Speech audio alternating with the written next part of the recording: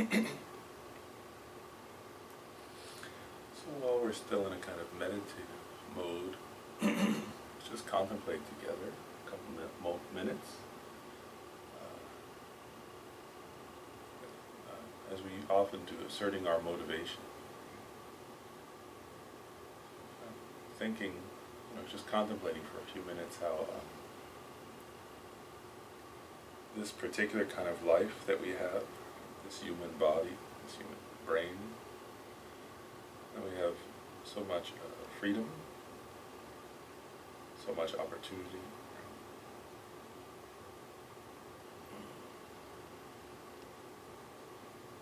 It's totally amazing. So much opportunity, like freedom to practice, to learn.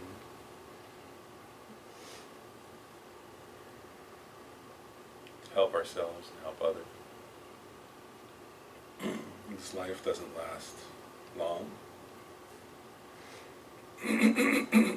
Actually, we don't know how long. So we have this precious life. We don't know how long it'll last. But for sure there's like a maximum. And so at least this day, right, we want to use well. At least this next couple of hours, we want to use well, because they're precious. Our life is precious. Actually, this time that we have is the most precious.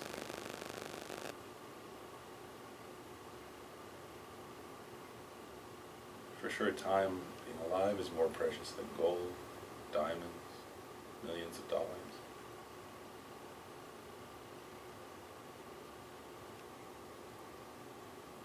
You have millions of dollars and then you die, it's no use at all. So this kind of amazing life and brain that we have, and then right now we're alive, so we want to take the best use of it.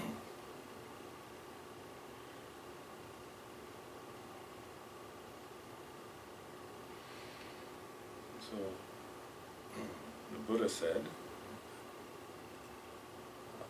among all uses of your life, actually the best way to motivate to use your life is compassion. So compassion for yourself, compassion for others. Recognizing that you yourself and all others suffer and are subject to various kinds of suffering. So trying to free yourself, trying to free others from suffering. And the highest expression of compassion is bodhicitta.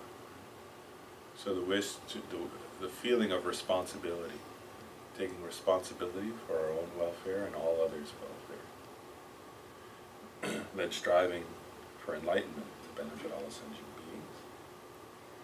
So we try to assert, right, my motivation, at least for this next couple hours. Talking together about Buddha's teachings. Is compassion. Wanting to gain some wisdom so I can benefit others and benefit myself. Striving towards some enlightenment so that I can truly benefit myself and others.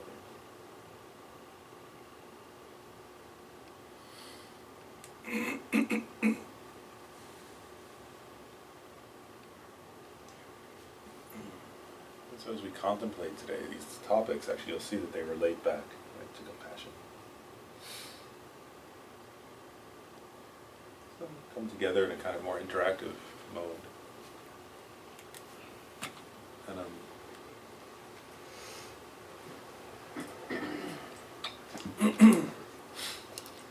so this is the first, right, in a series of classes, right? It's called Samsara and Nirvana.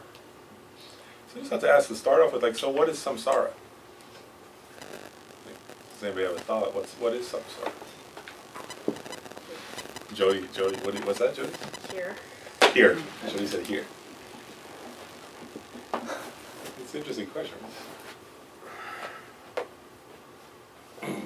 So is samsara a place then? Like, is there some place else that's not samsara?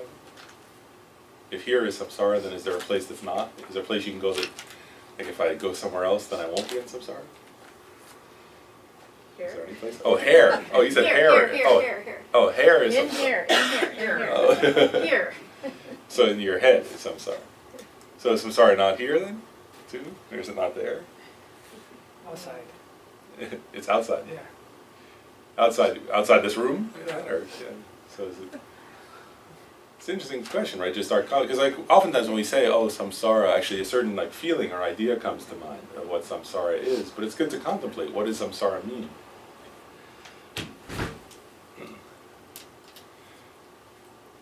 So sometimes, right, it can seem like that, right? It can seem like some place, like somebody could. Sometimes people will talk that way, right? Oh, that place is so samsaric. Right? Like sometimes Buddhist people will say something like that. I don't think other people say that. Actually, there used to be a perfume called Samsara. They could say, "What's Samsara perfume?" There's an ad for it in the magazines.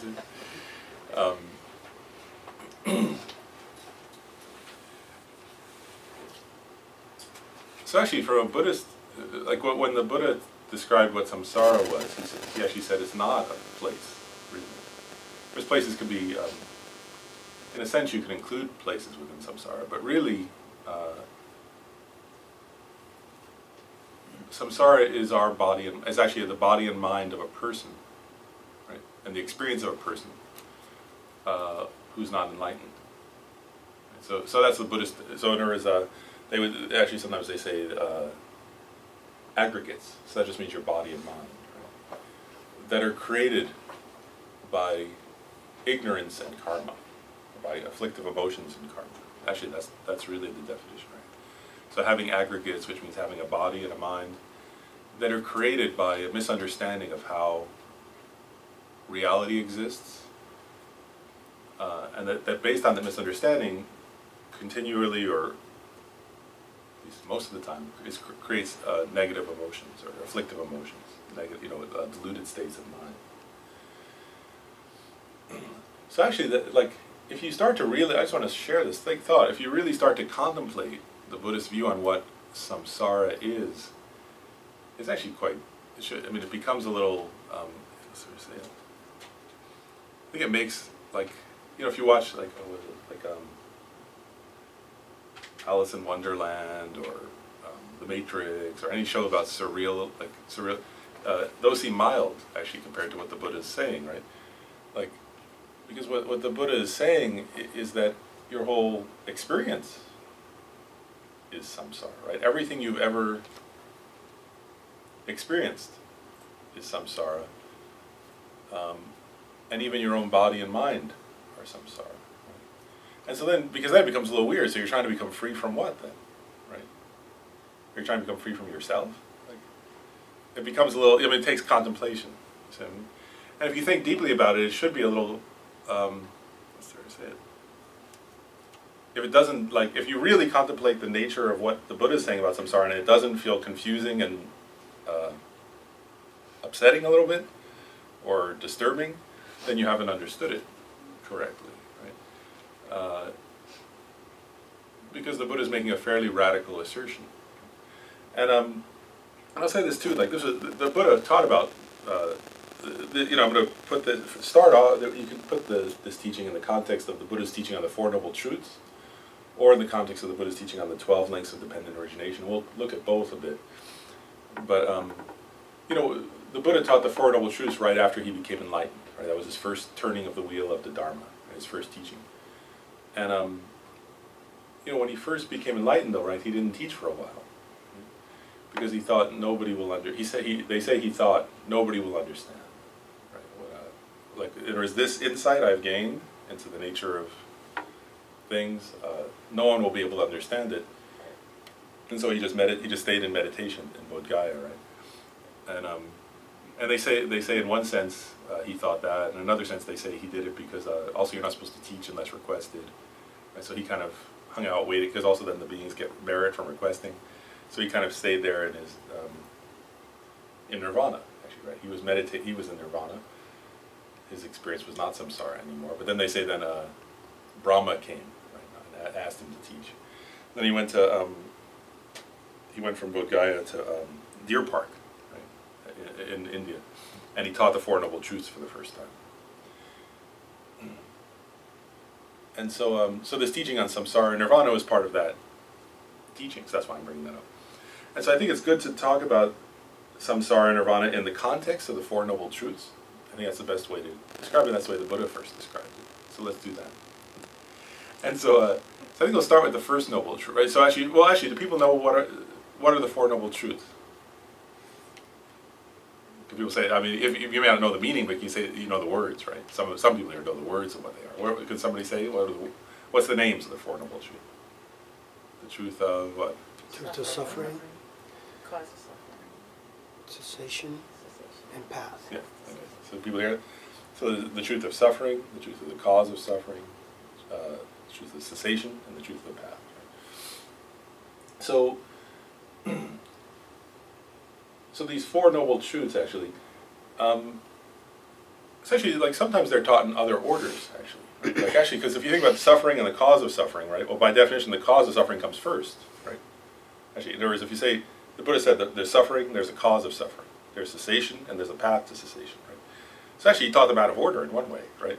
In other words, the cause of suffering has to come before suffering, and the path has to come before cessation. So you could ask, well, why did he teach them? He taught these two sets of cause and effect in the reverse order, actually, right? Whereas he taught suffering before its cause, and he taught cessation before the path. But actually, in experience, they have to come in the reverse order, right? You can't have suffering if you don't have the cause of suffering. You can't have anything if you don't have its cause, right? Whereas that would be like saying, there's an oak tree, but there was never the seed of an oak tree. Well, oak trees only come after their seed, right? But the reason actually, so if you think about why he taught them in this order, it's important for us actually to contemplate. It's useful, in other words, because actually it's a model both in terms of how you understand your own experience, and it's also, to use a metaphor, it's almost like a diagnostic medical model. In other words, it's like this. You know, when you get sick, right? Whereas first you notice you're sick, right? And then you have to go to the doctor to find out what's wrong with me, right?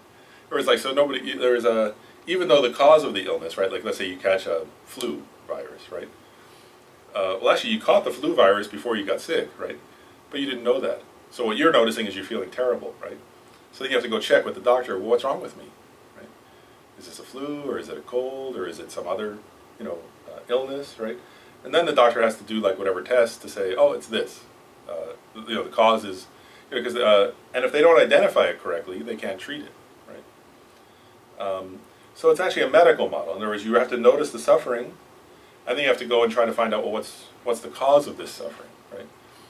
And then, actually, you have to know if it can stop before you're going to take, because if somebody, like, the reason why you have to know it can stop, like why you have to have cessation before the path, right, is if a doctor said, I'm going to give you a difficult, painful treatment, right, but I'm not going to tell you if it's going to help you or not, right? Well, you're not going to go through the effort of the treatment, right? In other words, you have to have some belief that there's a really good chance that the treatment's going to cure your disease, or why bother making effort, right? And so actually the order the Buddha presented them in was a practical order. Does that make sense? For ordinary people. Where you have to start, so you have to start with what you can see. And so, because if the Buddha started with cessation, right? Actually, we don't know what that's even talking, like from an ordinary person's point of view, we don't know what that's talking about. But we can recognize suffering. Does that make sense? So the Buddha started with suffering. And then I want to say something else about, us here, right? Actually, I sometimes think this, that one advantage that, like, we have being most of the people here, maybe nobody here grew up Buddhist, right?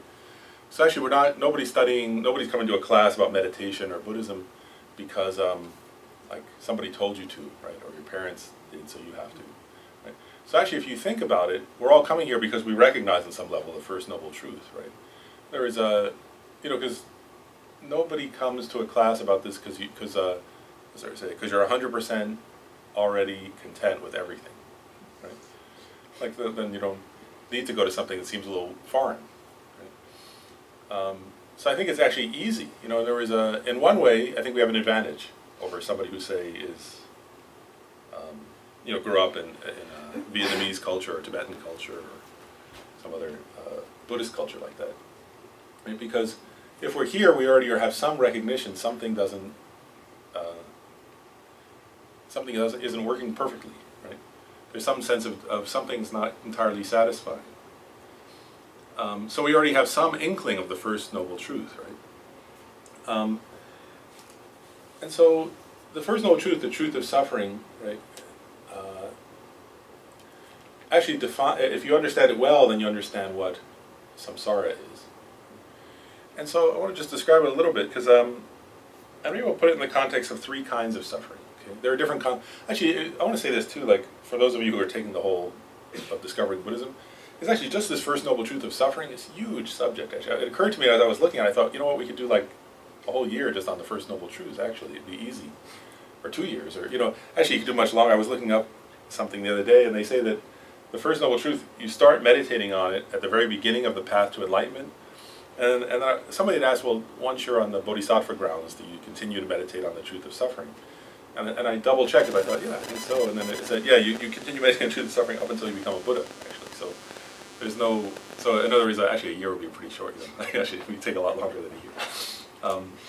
And there are lots of different ways of analyzing the truth of suffering, but we'll start with the three types of suffering, because I think it's the simplest, actually, way to do it. That's only because it's easier. So, but it's important in terms of our experience, so we'll look at this way. So the three types of suffering are just categories of suffering that the Buddha taught to contemplate on in terms of your own experience. Does that make sense? And all of these have to be related to yourself. Does that make sense? Otherwise it's not helpful. So the first kind of suffering is they call it the suffering of suffering. Like suffering in Sanskrit is dukkha, so it's dukkha dukkha. So it means obvious, and this means obvious suffering. So this is the suffering that children and animals recognize also. Does that make sense? Everybody knows this kind of suffering, right? And everybody's subject to it on this planet, right? So that's like, that includes everything from having a headache, to being extremely ill, to being screamed at, right? And feeling miserable, to feeling depressed, to feeling terrified, right? All the things that everybody, in other words, you could ask anybody and they'll say that's suffering, right? And actually, if you're experiencing an intense form of this suffering, and you have a dog, your dog will notice it, right? Or your dog knows that you're having that. This level of suffering dogs recognize even in humans, right? So it's not a subtle kind of suffering. And you know, animals recognize it in each other, right? In other words, this is not, everybody knows what this kind of suffering is, and little children know, right? This kind of suffering, right? But actually, this kind of suffering alone actually is huge, right? Actually, if you could just contemplate how much of this type of suffering there is on this planet, it's actually your mind can't encompass it, right? Actually, it's totally impossible. Right? If you think of the suffering of like one animal, right, then it's like, you know, it's like being killed, right?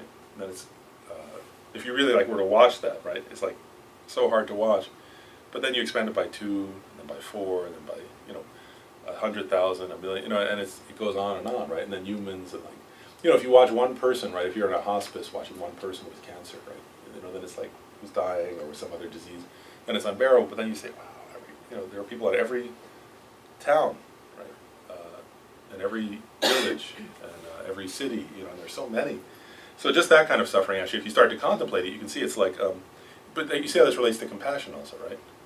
Whereas if you don't face suffering, then you can't, one thing, I mean, this is not the main topic now, but if you don't face suffering, you can't develop compassion. But then also, you yourself are subject to all those kinds of suffering, right? Like, so in other words, it's not something distant from ourselves, but you look, in this kind of, I'm just getting, this is only the first kind of suffering still, right? But then you say, but I have this kind of body, actually, right? Whereas this is what we were getting at earlier, just the beginning of that thing about our body, right? I have this kind of body will suffer those ways, right? The Buddha said that, in other words, this is no mystery, you don't need the Buddha to tell you this. You're going to get sick sometimes, right? In other words, the only way you're not going to get sick is if you die tomorrow. You know, if you die really fast, then you won't get sick, right? Otherwise you'll get sick. Because it's the kind of body you have, right? It's the nature of this body, and so on. You'll have pains, right? And you'll have all kinds of things, and also you'll have heartaches in your life, right? And Buddhism is getting at a realistic view here, right? It's not saying something, so we say, this is not saying like, we want you to suffer, right? Or you want yourself to suffer, or anybody wants you to suffer. It's just saying, if you're born in this kind of body, that's the deal, right? Like there's no way around it. And no matter how healthily you eat, no matter how many vitamins you take, no matter like how good a doctor you have, like it doesn't, you can't escape, right? If you're, you know, if you develop, if you have a lot of money and you, like what's that guy, Howard Hughes, right? but not touch any, he's dead though, right? Doesn't work. So there's no escape, right? Like there is and that's just the first kind of suffering, but it's true actually, right? So you just have, that's why, this is one of the reasons you say, there are numerous reasons why they call them noble truths, right? One of them is that they're true. Another is that they also lead you towards, they won't deceive you.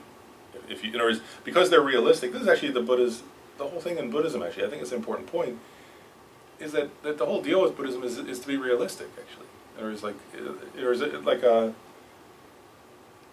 does that make sense? Like in other words, and that's, I think if you analyze it, the Buddha is saying, well, look at your own experience and you contradict it if you can, don't take it on faith. But the Buddha was saying, he wasn't making like a sugar-coated story, he didn't use those words, but he wasn't making up something that wasn't true. He was describing the nature of reality. Does that make sense? All the way from these simple things about suffering up to the most subtle things about emptiness.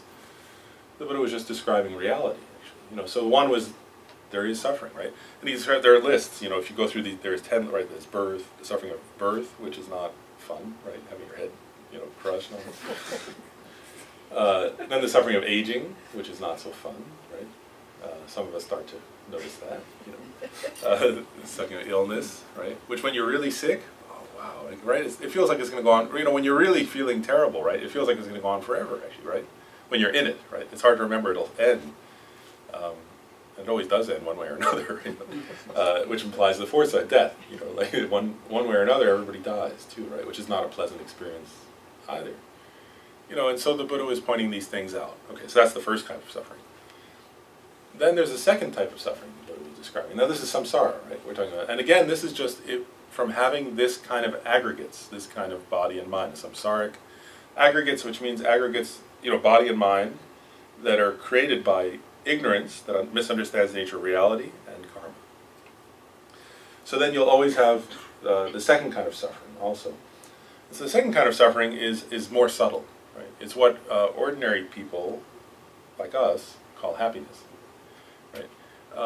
But it's a contaminated happiness, or another way of saying it is it's a happiness that's not reliable and doesn't last. Does that make sense?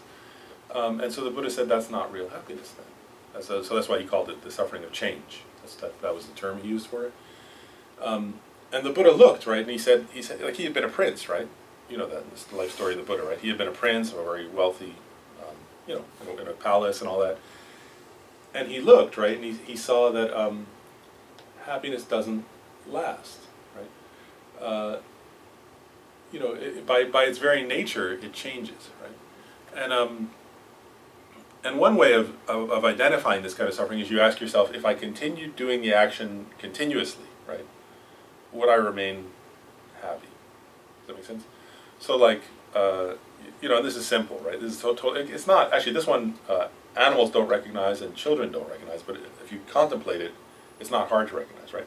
So like when you take the first bite of chocolate, it seems quite pleasurable if you like chocolate. But then if you keep going, right, eventually that action, just by continuing the exact same action, eventually you'll feel terrible, right? Like actually if you continue long enough, you'll be vomiting eventually. Going to the beach, right? Same thing, like, in other words, anything you can do, right?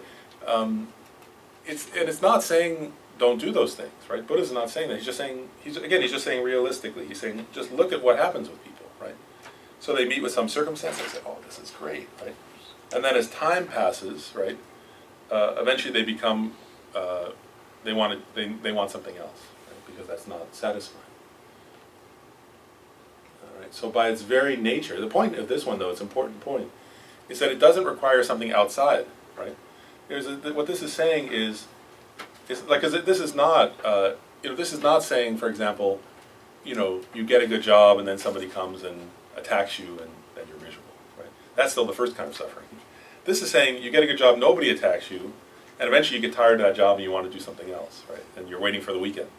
Like, you're so happy when you get the job, then after a while, then you're saying, oh, when's the weekend going to come? When's my vacation? Oh, I just got to save up more hours. The hours are down, right? And you watch people, like in watching, right? Like, people are so happy, oh, I got the job, yeah. Like, they're like that, right? But then, like, if you talk to them like 2 years later on a Friday, then they're saying, oh, man, I wish I don't have enough hours vacation, and when's the weekend, So it's not, you see what I'm saying? It's not something external to your, it's that when you get what you want, in and of itself, that becomes a problem. Does that make sense? You know, and the same thing with relationships, right? When people, we talked about this before, right? When people are falling in love, wow, it's so great, right? And then later, it's, oh man, when can I, you know, when can I get a break from this person? You know, that happens, right? And so that's the second kind of suffering. And there, just those first two, right? Actually, what in your experiences outside the problem becomes this. This is starting to analyze what's samsara, right? So you look at it and you go, so what have I experienced that wasn't either overt suffering or what I would call some kind of either happiness or at least not miserable or, you know, okay, that wasn't the second kind of suffering. And if you start contemplating that, again, it becomes a little disturbing, actually. If, you know, as if you're intelligent and thoughtful, then it goes, oh, wow, that's starting to feel weird. And it should feel that way, right? It should disturb. That's what the Buddha is saying. Is this contemplation is not. It should disturb your sense of complacency, I guess. Is what I say. And then there's the third type of suffering, which is called the pervasive suffering. Usually pervasive suffering, they call it. Or sometimes I think Lama Zopa calls it the pervasive suffering of the compounded aggregates. That's like a more philosophical description. But what that means is, actually, that if you understand what the pervasive suffering of the compounded aggregates means, then you understand what this is, actually. So what that really is the mere fact, this is actually getting at really the meaning of samsara. And actually, I want to say something else too. This third type of suffering is uniquely to Buddhism. The other one's actually some other people have noticed. You know, there's other people have pointed those out. Actually, you know, Hindu philosophers point them out. But also, like, if you read, I think Oscar Wilde pointed them out. You know, some good writers have noticed these things, right? Western writers. These are not. This third type is uniquely Buddhist in perspective, which is that merely having these aggregates, right, which means this body and mind complex, this type of body and mind complex, is a form of suffering because you're not. Or is because it's controlled, actually. You know, it's like what this is saying really is that your entire existence, right, and your aggregates are, as I said earlier, are created by a misconception about the nature of reality and by a kind of grasping at existence. And so actually you're out of control. Right? Actually you don't have any control over your existence, really. Which is true, actually. If we look around, we don't have any control over our existence. Or this is actually, you can figure this out if you analyze it. But it's saying that that kind of existence. So this is subtler. This is not just about, you know, a relationship or chocolate or the beach or a job. This is saying that merely having the kind of body and mind that I have is a form of suffering. Does that make sense? And this one leads to all the others. Does that make sense?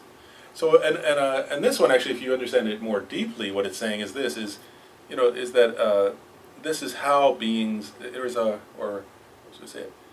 Not this is, but that how beings die and are reborn is part of this kind of suffering, or is it that this kind of suffering is related to that, or is that beings die because things don't exist the way we perceive them to exist, right? We perceive things as existing truly, independently, and inherently from their own side, right? So then, as we're dying, right, it's disturbing because we feel we're going out of existence, right? Because because we grasp at ourself as permanent, as unitary, as solid, and as independent, right? Then the most disturbing thing would be non-existence, right? And so as we're dying, we fear that kind of, that we're going into a kind of non-existence, and we grasp at existing, right? And we grasp at something that's truly existent, and we start to try to hold on to that without any control. Whereas we can't help that. Right? Because we're conditioned by ignorance. And through that ignorance and craving and grasping, we compound ourselves into another life form, over and over, endlessly. Does that make sense? And that because of that, then we suffer endlessly until we achieve enlightenment. So what that's saying is like that kind of process, that kind of existence itself, is suffering by nature. Does that make sense? Because you have no control over it. You'll take rebirth anywhere, you know, and everywhere, and or is over countless lengths of time, is the Buddhist view, because of that kind of grasping and ignorance. right? And so then you keep popping up in these different forms. Right? That's the Buddhist, and actually if you look around, then all those forms are in and of themselves unsatisfying. Okay, so that kind of describes. So that's a very simple presentation of the first noble truth, the truth of suffering. And we can go into a lot more different. Well, we will go into it in other ways, but I just want to I want to pause there and say, so that's what samsara is then, right? Is that kind of existence? Does that make sense at least? That's what Buddhism is saying. Is an existence that has those three kinds of suffering. I'll pause. Are there any questions? So with regard to the third type of suffering, you're saying that arises because of a grasping and a non-existent self. Am I getting this right? Yeah. Yeah, that's right. That's what pervasive suffering is? Self-grasping? I would say this, that the pervasive suffering, it's not that it is self-grasping, but it arises because of self-grasping. Yeah. So because of self-grasping, then you give, what it's saying is that because of that kind of self-grasping, then you give rise to other afflictive emotions, right? That's clear, right? Because of self-grasping, we give rise to, attachment, aversion, pride, jealousy, and so on. And then through that we give rise to karma, right? To karmic actions. So because if you give rise to those afflictive emotions, then you do karmic actions, at least mental actions, and then also it can be physical and verbal.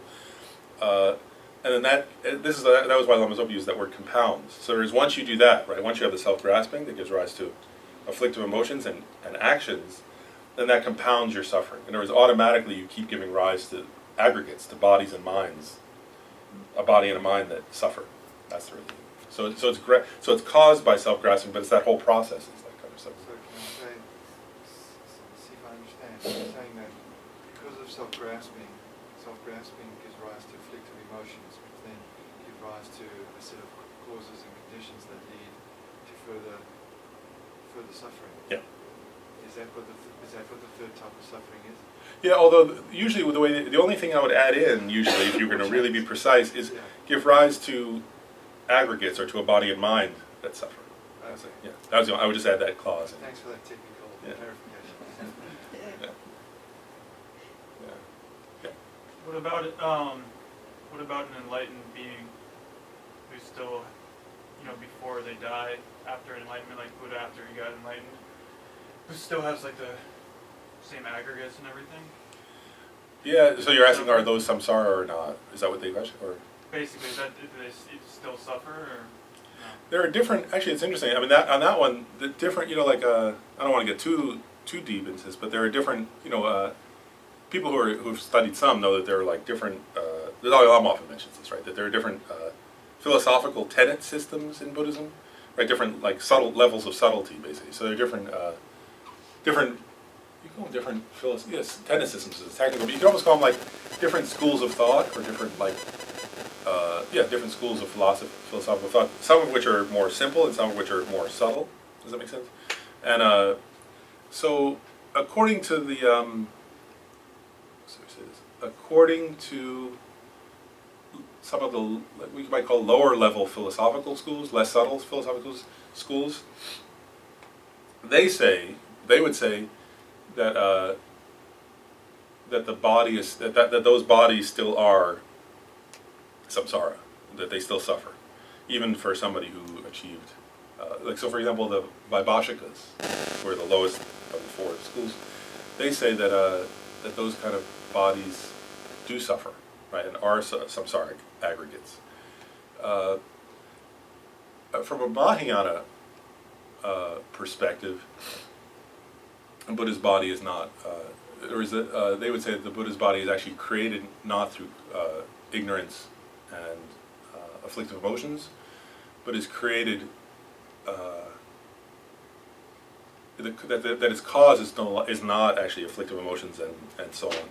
Its cause is actually wisdom. And so it's a different kind of body then, in that sense, that it's not a samsaric aggregates, it's a different kind of aggregates. So they would say somebody who's fully enlightened doesn't have aggregates that are caused by karma and delusions because they no longer have delusions or self-grasp. They no longer have self-grasping, afflictive emotions, and they don't do those kind of actions, so they can't give rise to that kind of body anymore. So they would say that that body is more an expression of wisdom and compassion at that point. So it depends on your philosophical viewpoint, and there are reasons why they take those stances, which we can get into sometime. But so there are different stances. So Vaibhashika would say, yeah, those, the Buddha was an ordinary person. He took rebirth due to karma and afflictive emotions, and then when he achieved enlightenment, he still had the remainder, in a sense, of that. Right. Whereas Mahayana would say, like the Prasangika view would be no, not at all. It's a different kind of aggregates. So there's two different stances philosophically. So you can read them and sort of decide which makes sense to you. Which philosophical position. And there are subtle differences from the mind-only school to the, each school has its own. They're mostly similar though. The two lower schools and the two higher schools are similar on this kind of thing. But for sure there's a difference there. And even So anyway, I can go further, but I don't want it. It gets too philosophical maybe. But definitely there are different stances on that question. Yeah, other questions. So maybe we'll come back to suffering, right, to the truth of suffering, because it's a huge topic. But let's at least touch on the cause of suffering. Okay. So I want to do an exercise. We do those interactive exercises. I want to do one of those related to this. And so what I want to say is this: like actually most of us, most people, and also most systems of thought, I'll call it, right, actually mostly look outside of oneself for the cause of suffering, right? And so, sometimes people blame. It depends on your school of thought, right? Some people blame society, right? Some people blame. I was saying that some people blame the devil. Some people blame God, right? Some people blame other people, right? Some people blame their parents. Some people blame their children. Right? You could blame. In other words, it's easy to look outside. Some people blame the environment, right? Some people blame humans' interaction with the environment, right? And so ordinarily, though, actually in daily life, also, if you check your own mind, this will be the exercise we'll do. If you check your own mind, actually, you'll find that that you yourself most likely also often think of, when something's not going well, when you actually become aware that you're suffering, right? Then you think, well, what's wrong, And then oftentimes, you'll think, well, it's, and then when you say it's blank, right, fill in the blank, most of the time what you fill in that blank is something external, right? It's that other person, it's it's the weather, it's the traffic, it's the flu, it's the, in other words, it's, you can make the list goes, actually it's an endless list, right? Most of us here don't ordinarily fill in, the devil or God or something, but people do, right? So, whereas you could fill in anything there, right? But just a quick question. Yeah. If you blame it on your mind, and you say, the reason why I'm suffering is because of the delusions in my mind, is that internal or external? That would be internal, yeah. Internal. It's yeah. Isn't there a part of us, like the soul part, that doesn't suffer? Or is the mind the part, the deepest part of us?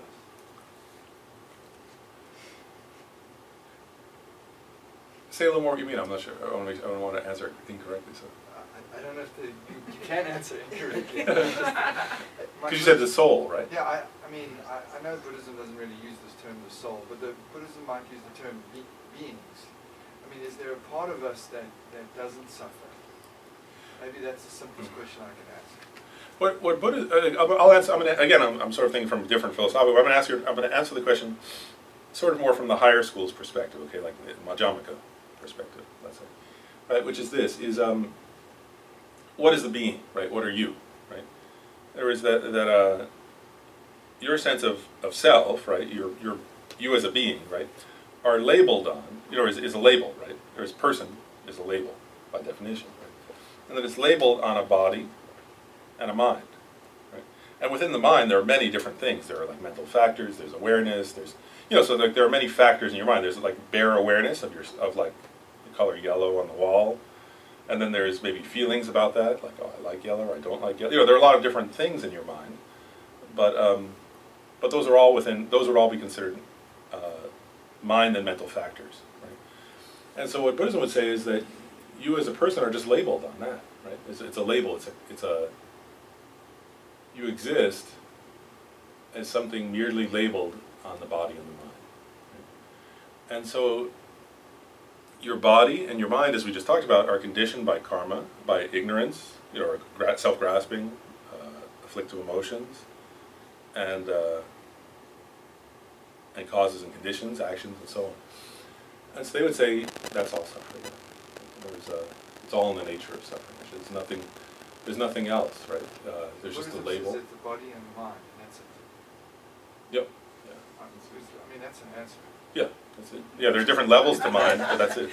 And there's a label. But it seems like Buddhism, in like that context, has like a broader definition of mind than other people. Because like, Yeah. I think like what he's getting at, like, what about like Rigpa, or like the clear light nature of your mind, or like the original mind, the primal mind, or whatever. Wouldn't like in those instances, isn't there like a wouldn't you call that like an unconditioned level of awareness that doesn't suffer? Thank you for that. What Which isn't part of like the egoic mind or whatever, which I think like seems like some traditions like separate that out, like the mind they refer to as like the egoic type of like thought or whatever, and then they kind of separate out like what's beyond the mind as like the more fundamental like consciousness. Yeah, I guess what I would say is this is from the perspective of ordinary beings, right, like us, then they would, from the perspective of ordinary beings like us, there is nothing beyond the mind. Like in other words, it's just, except, I mean, there's body and there's mind. There's no other, there is no other, like you know, it's getting at a question that really, actually part of the issue with, is that like that kind of language actually comes from Tantra, right? Actually, Rigpa really, I mean, technically I think, I mean, there are different words, I mean, that can be used in a Sutrayana context, but I think the way you're using it comes from Dzogchen, right? Right. Which is a tantric lineage, you know, so for sure so it relates to Tantra, which then is relating to like the most subtle mind of innate clear light. Actually, that's really what that's relating to. So, you know, in Gelugpa terminology we call it that, but you know, and in other traditions they have different labels, you know, different words for the same thing, but it's the same phenomenon actually. Is that, you know, so if you think about, so if the question is like, well, how about the most subtle mind of innate clear light, what we'd say is that that's not manifest. Actually, from a person's perspective, it's not a manifest phenomenon, and so it's not. Would you say it's not manifest, or the average person isn't aware that it's manifest? We would say it's not manifest. So it doesn't like my clear light or whatever, or Rigpa, whatever for me doesn't exist right now.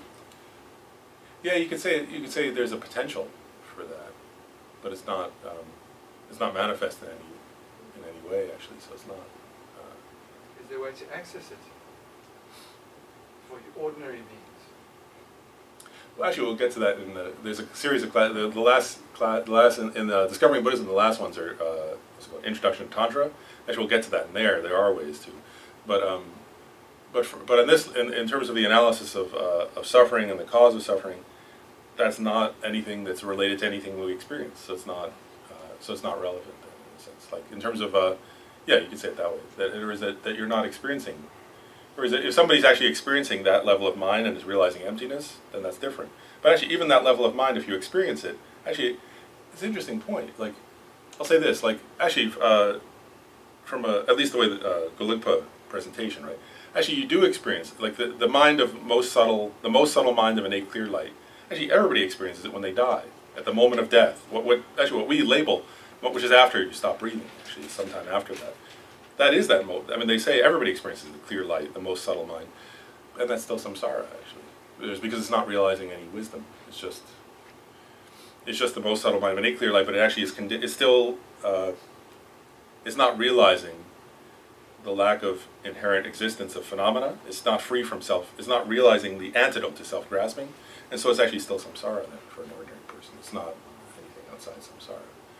It's still conditioned, or maybe not conditioned is the wrong word, but it's not free. Let's put it that way. It's not free from that. So it's still part of samsara actually.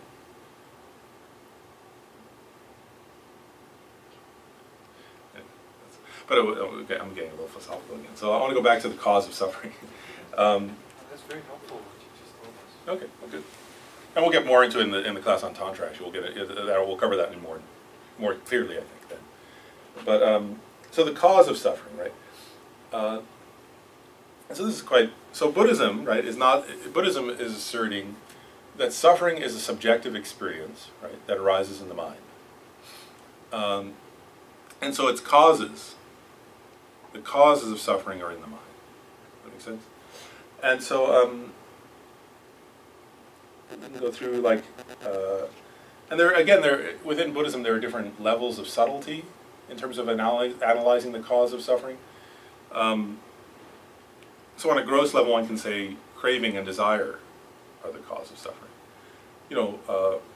More subtly, one can say that grasping at a unitary, permanent, independent self is the cause of suffering. More subtle than that is grasping at a truly existent self is the cause of suffering. So there are different levels of subtlety, but they're all in the mind. Does that make sense? And going back to our brief discussion there,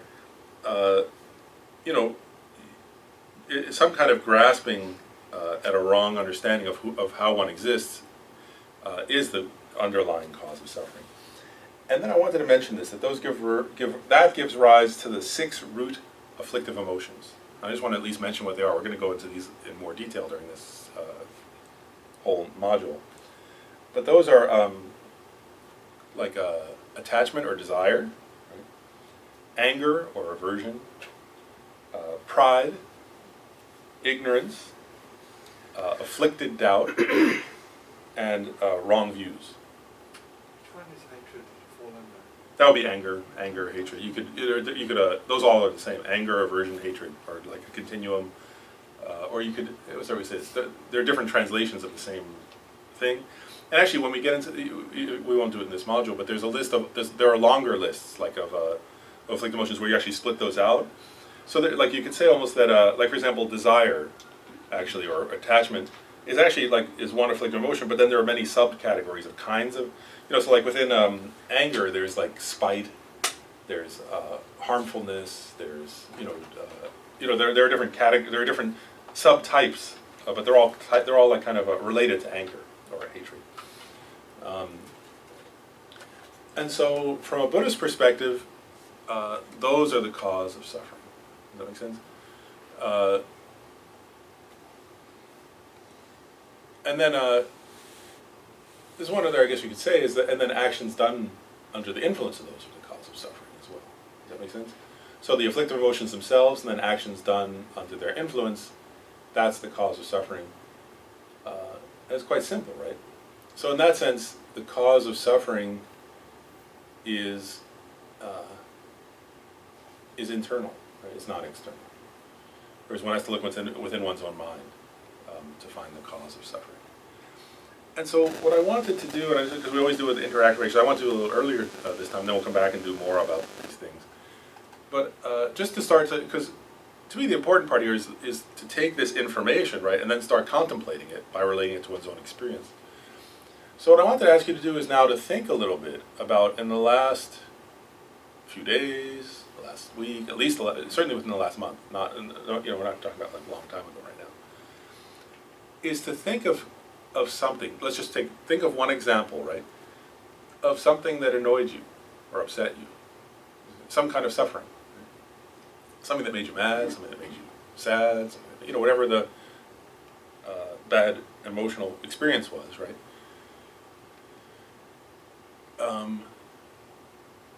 In which, and then just ask yourself, when I was going through that, right, what did I attribute the cause of that to, right? And then compare that to what is Buddhism asserting was the cause of that? And just try to contemplate. Does that make sense? So it's just a contemplation. When I was really suffering, right? Because it's easy when we're feeling, when we're just in the, when we're experiencing the suffering of change, we don't even know that we're suffering. So, because we're not familiar with this, right? So we tend to just think, oh, everything's fine, right? Which is because we don't analyze. But so this is just, we're trying to, so I'm not going to ask that about that, right? Actually, if we did it about that, then it'd be subtler. But for now, I'm just asking about the experience of the suffering of suffering. Does that make sense? And then really looking at it and saying, what did I attribute experientially, the cause, and then what is Buddhism is saying is the cause, and try to contrast those two and say, wow, well, what's the evidence for one? What's the evidence for the other? What's the effectiveness of one and what's the effect? If I view it this way, what's the effect? If I view it that way, what's the effect in terms of my own experience? Does that make sense? What I want to ask is, break up into groups of like 3, and just share those experiences with each other and sort of give each other feedback about, so say, yeah, I think I was doing it this way. And then if you can't figure out, well, what would Buddhism say? Well, ask, that's what you have support, right? To say, well, maybe Buddhism would assert that the cause was actually this. Does that make sense? So go ahead and try that, and we'll just do like 10, 15 minutes, and then we'll come back together. So groups of 3. Which is true, right? But it's not a very subtle presentation, right? But it was suitable to that particular audience, right? And the Buddha recognized this person is not ready to hear the teachings on selflessness, or emptiness. So I can just say desire, because everybody, as this person can relate to that they were, because they were not.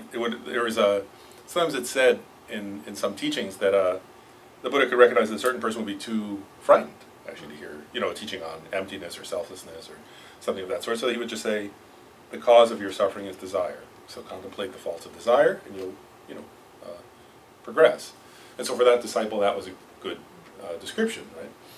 Then, sometimes, like in the first turning of the wheel of Dharma, right, when the Buddha taught the Four Noble Truths, I was about to get this. He talks about emptiness and selflessness, but in that context, at that time, the language he used oftentimes was. So this is where I was just getting at that there are different now in those different philosophical tenets, there are different levels of subtlety in presenting. So one kind of self that sometimes is talked about when they talk about selflessness, actually, so sometimes when the Buddha would teach, he would say the cause of suffering is grasping at a self that where there is no self that's permanent, independent, and unitary. Right? Like some solid unitary thing, people grasp at there being that kind of self, and that's a cause of suffering, right? And that's true, right? It's true that people grasp at that, and it's true as a cause of suffering. But that's still not the level of subtlety that Madhyamaka view would discuss, right? And so then all Madhyamikas actually, there are even within Madhyamaka there are some different differences of opinion, but one term they all use is a truly existent self. So that's a third level of subtlety, and just that was what I was referring. So I was referring to like desire is one. There are some you could go into more subtleties, right? The 6 root delusions, for example, is the cause of suffering. Karma is the cause of suffering. But what I was getting at there was just different levels of study in terms of like. I guess I just don't get the difference between the last 2. So one is like for example, that there's no permanent self, right? Well, that's actually not so difficult to realize, although actually we often feel there is, right? Whereas so it's actually different, again, we'll cover this more in the module on emptiness, but it's good. It's like this, so one is this, there are different subtleties, so permanent self, right? When I actually say, or if I'm not analyzing, and I say, oh wow, do you remember that time? Let's say I'm seeing an old friend. I say, remember when we were back in college? We did this. Oh, it was so fun, right? Actually, subtly, if I actually analyze my own mind, at that moment I'm grasping in a way. I have this assumption that the person I was then and the person I am now are the same. When I'm talking to them, I'm grasping at a permanent self, right? And we were like this, right? And actually, we both, it's a long time ago. We've changed, actually, right? But there's a subtle grasping, right? So if I recognize that kind of grasping, this feeling, or when I see, some family member, and I think, oh, when I was a kid, remember, da da da, right? There's a feeling that the I now and the I then are the same. That's the grasping at a permanent self, right? So unchanging. Unchanging, Okay. which is totally wrong. There was a change. The self actually changes from instant to instant. There's no, it doesn't last. There's nothing that lasts more than an instant, actually. But we grasp at something that's more permanent, right? Then, like, I get it now. Is it because I was hearing truly existent in both of those? yeah, truly existent is But I only get it subtle. once you said Yeah. permanent. I Yeah, and then like same thing with unitary, right? We feel there's something like a me that's here, right? But then you look, and you say, well, there's aggregates, right? There's a body, there's a mind, there's feeling, there's there's motive intentions, there's all these different things going on, right? And we feel that there's some kind of solitary unitary thing that's me that somehow exists apart from those, right? But there isn't, So that's there. But again, that's not yet as subtle as the Madhyamaka of refutation. Those are things to be refuted. They're views that we grasp at that we need to refute. But the one that the Madhyamakas refute is much subtler than those. And so that's the difference, really, is that you're finding different, grosser and then subtler objects of refutation in those different. And that's why sometimes they start. Actually, I'll just share this. I think that's why also these different. Sometimes people like when you start to, if you get into like the topic, like the tenets, right? These different philosophical schools and their subtle differences. Sometimes people like, oh, it's a little difficult, like intellectually, and I'm not sure. But actually, it's useful in this way that. Otherwise, how can you understand the differences between those objects? You could refute something that's gross and think you've realized emptiness, but actually you've just realized a grosser. You haven't realized the Madhyamaka view of emptiness. And so, if you haven't studied those others, it's very difficult actually experientially to get to. What's the difference between those? But if you can start to feel it, like, okay, yes, that I do grasp at this, but that's not it. Then it becomes like you have to kind of find the different things you grasp at in your chest and try to differentiate them so that you can then refute them, because some are more subtle than others, and you have to go from grosser ones to more subtle ones, actually, experientially a lot in meditation, otherwise it's very difficult to progress. So that's the reason to study tenets, actually, for meditation. Really. So, any other questions, actually? So it's harder than I thought it would be. What is? The activity that we did. Yeah? In what way? Like hard to identify the suffering, or hard to identify which part? Hard to, I don't know. Identify the cause. Pick apart the causes that I think, and then the causes from a more realistic Buddhist perspective, kind of like what. Share the insight that you got, because it was useful. Okay, so I'll just mention the one thing that came out of the discussion was that we were all talking about instances of suffering that we experienced, and we were looking at it from a conventional way of looking at it, and then we're looking at it from the Buddhist way of looking at it. And so, in the conventional way, we looked at the external factors, and then one thing I said was that, instead of, we talked about the fact that sometimes we have a tendency to blame ourselves for having produced this result. And so one thing I said was, well, an easy way around this and to avoid the blame is to change the causes, and then you get to a different result. And then you're breaking the device that leads to self-determination. Sorry, then Matt said, no, there's actually a deeper aspect to it. He said, you can actually break the causes that lead to the self-recrimination, and it doesn't really matter if that result occurs. So like, he was talking about missing a deadline. Whether you miss the deadline or don't miss the deadline isn't so much the issue as looking at the causes that led to the self-recrimination when you did miss the deadline. That's interesting. She's looking confused. Does that make sense? Yeah. Or am I talking gibberish? She's looking. It made sense to me what you said. I think I get it at least, but yeah, so that's quite interesting. Right? There are a lot of different ways to. There are different ways to identify the inner processes that lead to suffering, right? Which and I guess that's similar in a way to this thing about the different levels of subtlety, is that they're not mutually exclusive, right? Like in other words, you can stop the suffering in a particular version of suffering in different ways, right? By cutting off a different you can cut it off at the pass, different passes. Yeah, I think the reason why this is useful, is that sometimes there's certain results that occur in our lives that we can change. Right. So the example that you gave of missing a deadline, yes, you could. That's something you could change. But sometimes things happen that you can change, so you do have to tackle it at the level of what's causing the suffering, even if the result is unavoidable. Yep. What I was just gonna say is, I just occurred to me why it was difficult. Like something that I know I do, and I think a lot of people, especially like in our culture, do, is I turn like everything in on myself, and like it's got this like, like self-hatred type of like we were saying, self-recrimination and like kind of thing. So on like a very surface level, it seems like, well, I'm not projecting out. I'm inward, but it really, it's like a false inward type of thing. So that's what I meant. Like it was kind of hard to pick apart like that from like a more like true thing, like the Buddha was talking about. Yeah, and what's helpful, I just want to point out, is that first of all, the like I said earlier, right, the Buddha's emphasis is on being realistic, actually, right? I said that earlier about facing suffering, but also facing the cause of suffering, right? And I guess it's one thing. It's like this. It's like when we're overly hard on ourselves, like you're describing, right?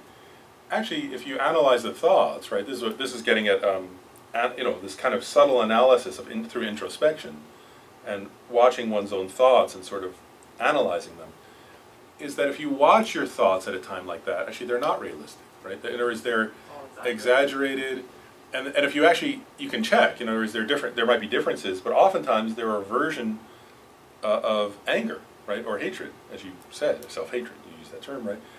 And whether hate, in other words, if the thoughts are hateful, right, well then that's hatred, right? In other words, even if it's directed at the self, And it's just causing more suffering. and hatred always causes suffering. In other words, by its very nature, right, hatred will 100%. It's not that there are exceptions. In other words, if you're directing hatred at hatred, by its nature, it is in the nature of suffering, and it both you suffer. Actually, Shantideva explains this so clearly, right? Whereas when you're angry or hateful, you're suffering at the time you're miserable while you're feeling it, and you're miserable afterwards, and it creates causes for more misery in the future. And so that's great then, if you can see it, right? So you can go, oh wow, like I did this, and then I directed hatred. Now in this case, it's towards myself, but yeah, I was miserable while I was doing the hatred, and I was miserable after. And this gets at what we're going to do next week anyway, a lot in terms of this, is then you have to apply the antidote to the afflictive emotion, right? Because that's a lot of Buddhist practice, is noticing, identifying the correct afflictive emotion. Let's say, as you said, and you identified it when you said self-hatred, right? Or self-hatred, by definition, is an afflictive emotion because it's hatred, right? The second actually, if you think of self-hatred as a double, the self implies ignorance, grasping at truly existent self, and then look how fast it happens, self-hatred. That quick, the grasping at truly existent self gave rise to the afflictive emotion of hate. And then there are all these and then the next step, though, in other words, you can't do it if you don't identify it, right? But then once you identify the inner cause, right, you say, oh, that's the afflictive emotion, it's causing so much suffering, then which antidote do I want to apply, right? And then there are so many antidotes to the afflictive emotions. The typical one for hatred is love, right? There are others you can apply too, like emptiness or others, but the standard one to use as an antidote to self-hatred would be loving kindness, right? So in other words, then if you were to say, well, the cause of my suffering is self-hatred, so then you can actually meditate on loving kindness towards oneself in that case, right? By doing meditation, may I be happy, may I be free from suffering, may I have happiness and the causes of happiness, and so on, right? May I be free from suffering and the causes of suffering, that would be compassion. But that's the key there, is that the way to decrease suffering is to identify the inner cause and then apply an antidote to it, which is that medical, it's like the treatment. Or it's sort of, remember we were saying earlier, right? You identify the suffering, right? Then you trace it to the cause of suffering, and then if you want to decrease it, you have to apply some kind of inner medicine, right? And that's what, so actually if you look at what Buddhist psychology is really, they sometimes say there are 84,000 different afflictive emotions, right? And then there are 84,000, they say, bundles of dharma, right? There are 84,000 different antidotes to those. Actually, I think there are probably more than 84,000 if you include tantric ones too. But There's so many, but the idea there is this is the whole process actually of practicing Dharma in daily life, right? Is what we're doing right now. But ordinarily the problem is that we don't usually see the afflictive. This is like part of the skillful means of the Buddha in talking about suffering and then the cause of suffering, right? Is that we don't usually catch that we're given rise to an afflictive emotion. We don't notice it actually because we're not that introspective in daily life, but we do notice our suffering, right? And so the suffering should be assigned to us. Oh, look for the cause internally, right? Some afflictive emotion, and then apply an antidote. And you have to get good at applying antidotes, and also you have to know like what the appropriate antidote is for different afflictive emotions. And you have to know a few, right? Because not always, one won't always work the same way every day. You know what I mean? Sometimes you may be in a different state where you need a few different antidotes to find the right one. Or sometimes I almost think you need I sometimes think it's useful to have what's the word, almost what's the word? I don't know, like tiers of defense or something. Try this one. If that doesn't work, then this one. And one time I think it was some Lama, maybe Tree Tank here. So it was talking about anger, and he went through many different antidotes to anger. Right? He said, if none of those work, then the last line of defense, take a nap. It was anything to stop it. There was so meditate on patience, meditate on emptiness, meditate on loving kindness, meditate on, the faults of anger, meditate on the one like Shanti Deva with the stick, and, all these things. And if none of those work, then go take a nap, and you'll feel better when you wake up.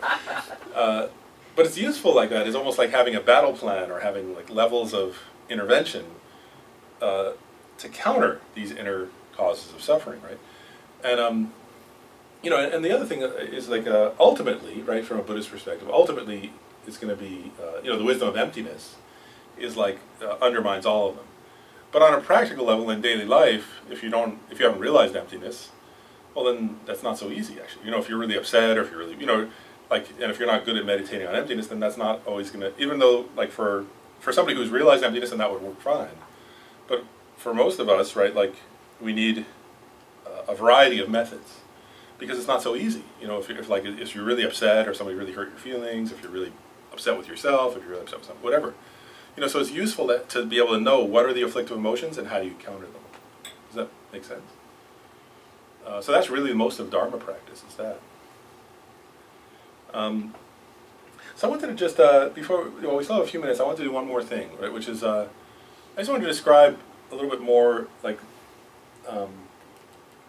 the benefit of meditation on suffering. And it's that, if you think about it, actually, in one way, people could say, oh, it's not very pleasant or something. But actually, I just want to say, I really think it's reasonable to assert that your level of awareness of suffering really correlates to your level of energy and sincerity and practice in applying antidotes and in progressing on the path, right? Or so in other words, if you're only vaguely aware of it, right, then you'll vaguely practice, right? And if you're if you think about it a little bit but you don't really want to face it, then your practice will be lukewarm or something like that, and that's okay. That's better than it's up to you. In other words, it's not a judgment of you're supposed to do this or that. It's up to you. But it's just useful to understand psychologically how it works, right? Is that we all come here because we're somewhat aware of suffering, right? In other words, we read Dharma books because we're somewhat aware of suffering, and we meditate because we're somewhat aware of suffering. But I don't know what's came to mind, so I'll share it. I remember one time I was talking to a friend of mine who had done prison volunteer, Dharma prison volunteer work. He had gone to meet with prisoners for Buddhist, Buddhist things. He was, he was a lay person, and he was saying how this struck me. He said it really struck him that, because he had met with a lot of different prisoners, and he was talking about suffering and the cause of suffering, Four Noble Truths a little bit. And then he said, it really struck him that Lama Zopa went to meet with some prisoners, and Lama Zopa was saying something Lama Zopa said, you're being in this, it was they were a maximum security prison or something or other, and Lama Zopa said, you're being here is nothing. He said, the prison of Samsara is so much worse, and the prison of being trapped in these kind of aggregates, it's totally unbearable. It's worse than the worst prison. It's worse than being on death row. It's hard. And it's totally, you know, where you feel every second I have to get out. And he was like talking like that, and my friend said, like, he looked and he realized if I said that to them, you know, when I'm going out to a fancy restaurant afterwards or going to hang out with my girlfriend afterwards, like he said, they would probably beat the hell out of me or something, you know, like, he was like joking like that, you know. And then he said, but when Lama Zopa said it, they were all touched because Lama Zopa had meditated on that, and he was saying it. There was like Lama Zopa wasn't saying it in some like intellectualized way of like, you know, well, everybody suffers and we're all, you know, we all have the cause of suffering in this rebirth, and you know, there is where then the person would be like, you know, you know, cursing God or something. Like, but he said because Lama Zopa embodied that actually, right, and had meditated on it and understood it in a deep experiential way, you know. Whereas he could actually say to somebody in a maximum security prison, your being here is no big deal compared to the suffering of, the overall suffering of samsara. This is so brief. You know, it's like, this is nothing. Life sentence, that's nothing. You know, like, you know, we've been doing this since the beginning of this time. It's like so much worse, you know, like a life sentence is no big deal compared to that, you know, like, but it's because you've realized it. It's because Rinpoche's realized that, right, in his meditation, and he lives that way. You know, in other words, like, so, you know, Lama Zopa looks at somebody who's a millionaire, it's like, oh, the suffering is terrible. You know, like, and I mean, he'll say to you sometimes, you know, you read comments like that where he looks, oh, it's totally unbearable. You know, like, the suffering is totally unbearable. Like, I can't even look almost. You know, it's so terrible. You know. What's terrible? I don't understand. Like, well, one time he told a story. Like, there was some story Roger told where he said like there was a very wealthy businessman on an airplane sitting near, and he turned and said, if you could, like, and he could see, I guess the guy was talking to some people, and he got a sense of what the person was like, you know. He said, if you could see the suffering in the future for that, like, that he's creating the causes for, like, you wouldn't be able to sleep at night. It's so horrifying, you know, like, maybe the person was a bit narcissistic or something, you know, and like, there is that it's much worse, it's like terrible, you know, like, there is like, because of understanding karma, right?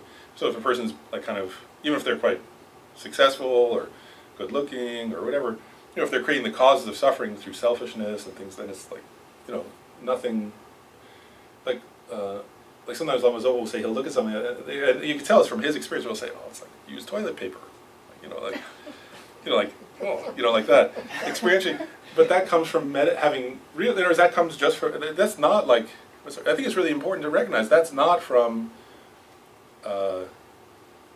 meditations on, you know, tantric yogas or Rigpa or Mahamudra or mantric things, right?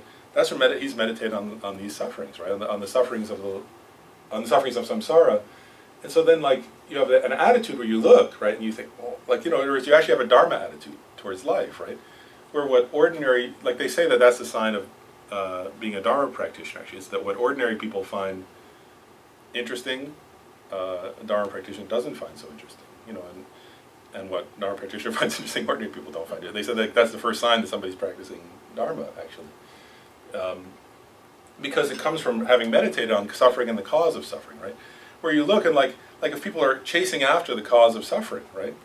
Like then you look at that and you just think, like if you meditate enough, then it looks like horrible, actually, you know, like you look and you just think it's unbearable. How could, like, what's we say, like, you know, like watching your child start to use heroin or something. You know, it's like that kind of feeling would arise, except it's worse because like it goes on endlessly, right? It doesn't just go on, because actually the feeling is like a parent, right? But then it doesn't just go on for one lifetime, it goes on for like lifetime after lifetime after lifetime. And if you contemplate like that, right, then it gives some kind of visceral experience that changes. So I think this changes a person. That's what I'm getting at, is I think these meditations are very useful because, you know, like if we meditate a lot, I'll just say like for beginners like us, you know, if we meditate a lot on emptiness, maybe that's good, but actually, you know, there's a very good chance that we don't really understand it. It's very difficult. Like it may not affect our relationship to life very much because we're not that good at meditating. You know, we don't understand it intellectually that well, and then our concentration's not so good. But this we can actually relate to very easily, you know, because we have some. Well, first of all, we can look at our own aggregates, right, our own body and mind, and they are in the nature of suffering. And actually, everybody we've ever met, you know, is like that. So we have a lot of data, you know, to use. That's one good quality of suffering, is that we have a lot of information, you know. And they say that this planet is really excellent. You know, like they actually say that's one reason, right, why it's really good to be on this planet. If you want to make spiritual progress, is that we're intelligent enough and we have enough peace that we can think, but we have a lot of suffering. You know, so it's quite useful for this. And so I want to say, like, you know, so the idea would be that you would just meditate over and over again on this until you get a visceral feeling like that. So you have some feeling like what Lama Zopa Rinpoche expresses, right? Where you just think, oh, wow, like, you know, and that's what motivates. Then if you go meditate on emptiness, it's different, right? Because then it's like, you know, like if we meditate on emptiness, it's like, oh, that's cool. You know, if you're like this, oh, that's cool, you realize emptiness, wow, you know, like, that'd be neat, you know. That's not much, actually, real motivation, you know. But if you actually feel like a prisoner on death row, right? That's I'm using a metaphor that the first Panchen Lama in the Easy Path, right? The book that's coming out by Khyentse Rinpoche, he uses that, and he said when he talks about this level of suffering on samsara, right?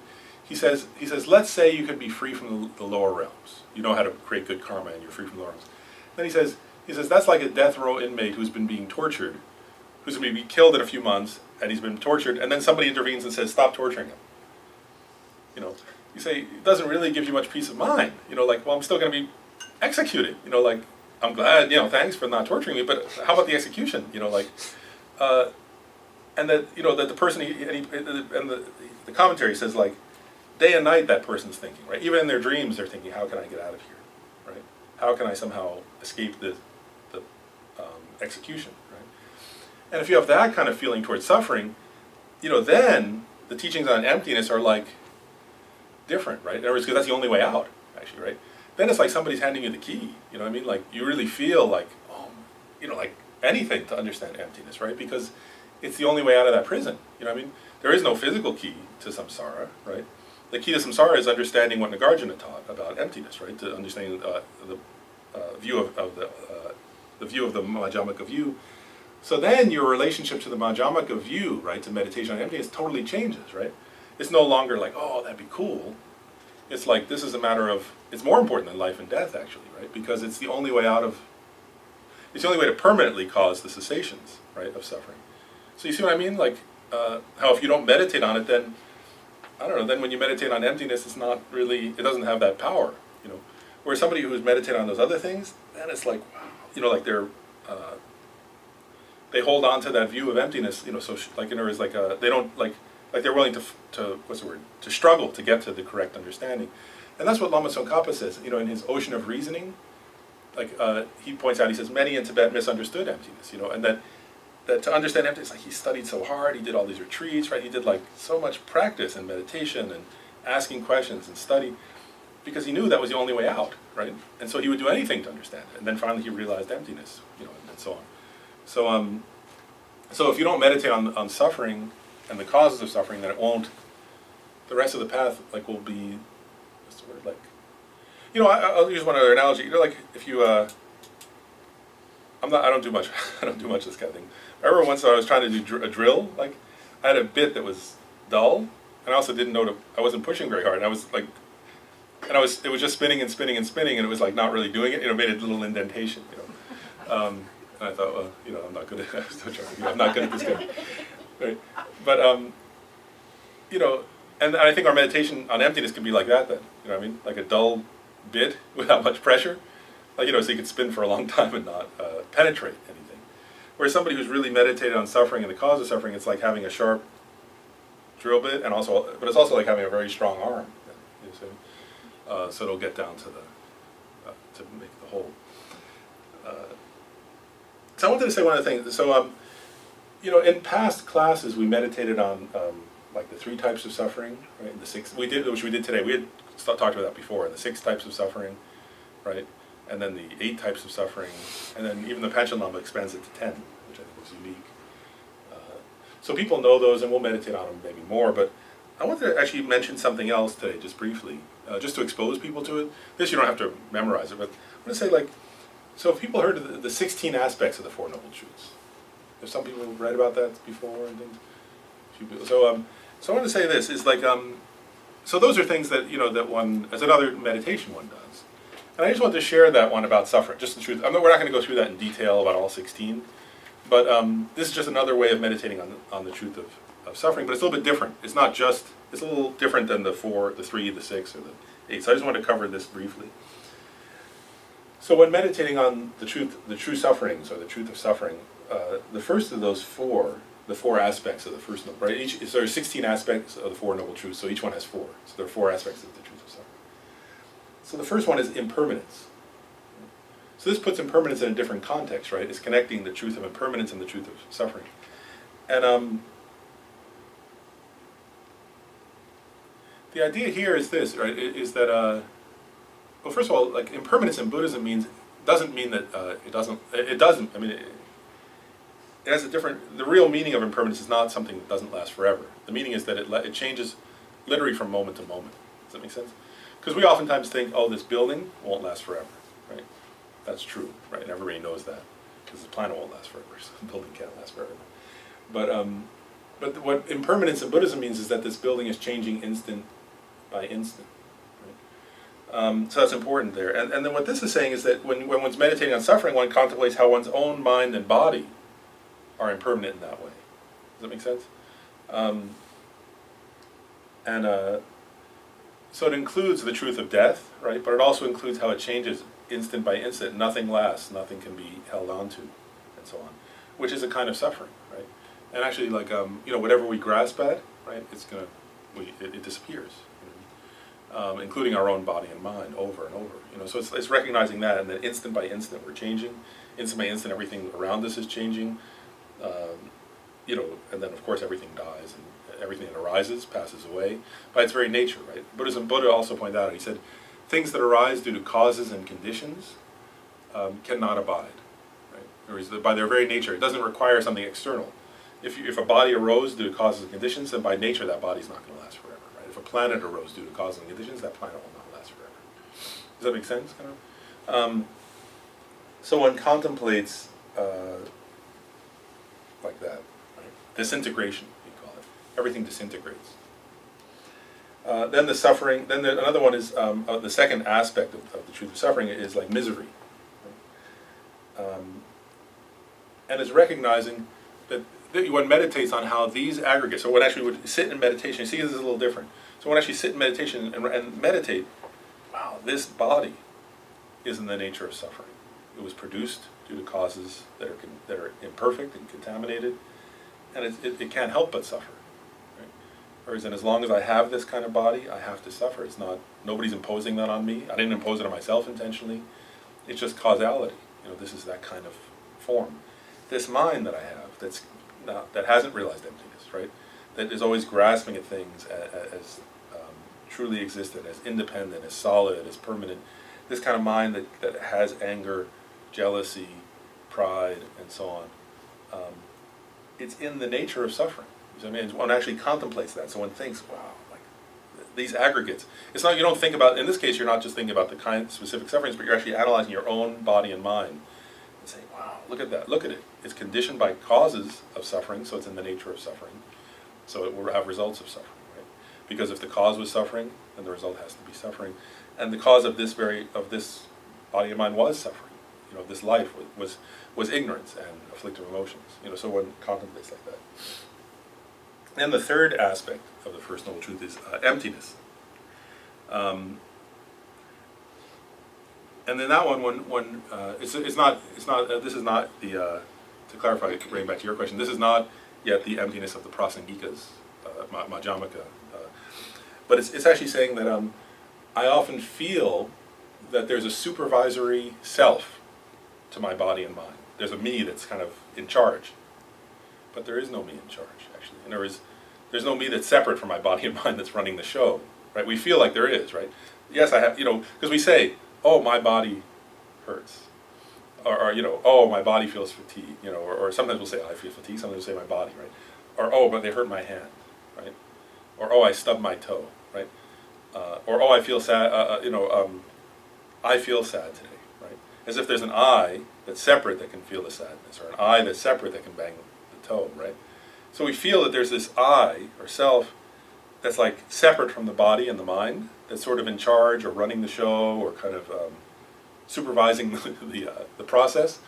And in this, one meditates, that self doesn't exist, right? And again, this is interesting, right? Some people would think, oh, that's the Madhyamaka view. No, that's not the Madhyamaka. That's not subtle. That's not that subtle. But it's an emptiness. Does that make sense? That the body and the mind are empty of a supervisory, independent, separate self. Does that make sense? That's a form of suffering, and that's also related to the cause of suffering. But it's a sort of like one meditates like that.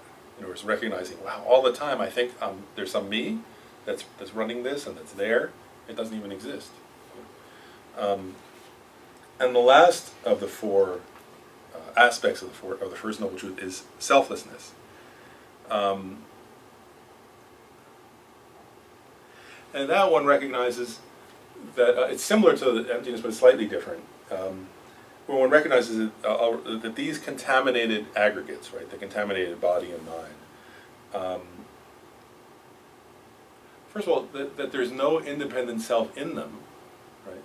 There's also that they don't constitute a self. This is not only is there not one separate from them, right, that's running the show, but there's none in them actually itself, right, and that they themselves are under the influence of causal factors. Does that make sense? That they're all the time arising due to causes and conditions. That everything that's happening, and that there's no self inside them either. In other words, you can search for the.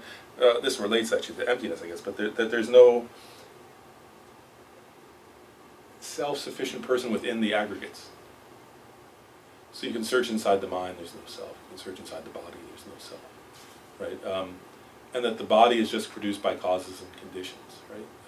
And the mind is just produced by causes and conditions. There's nothing self-sufficient at all there, actually. Not only is there no self-sufficient self, there's nothing self-sufficient, right? There's nothing self-constituting. Everything arises due to all these other factors, right? In a sense, you could say it's interdependent, right? That there's no independent factor there, no independent self there.